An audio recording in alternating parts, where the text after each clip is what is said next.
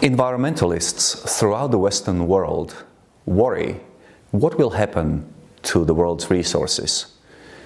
The population of the world continues to expand, and even when the population of the world plateaus or even starts to decline, the world will be populated by increasingly rich people who need to consume more resources. So the question is, what will happen to resources in the future?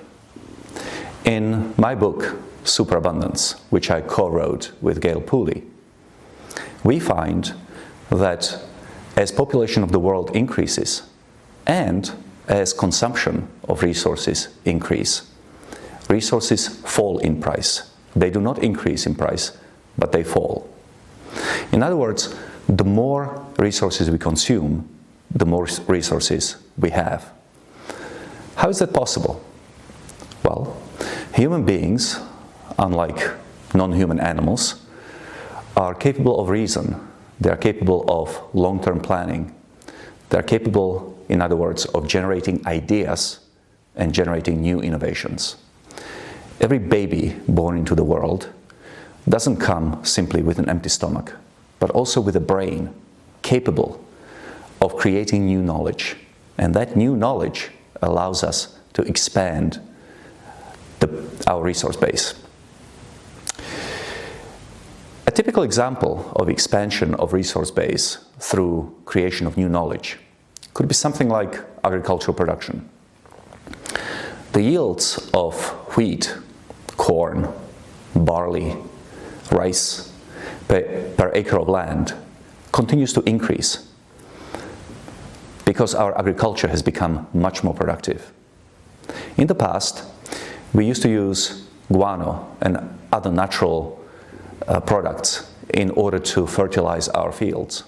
But then, about 100 years ago, two German scientists, Bosch and Haber, realized that you can convert natural gas into ammonia.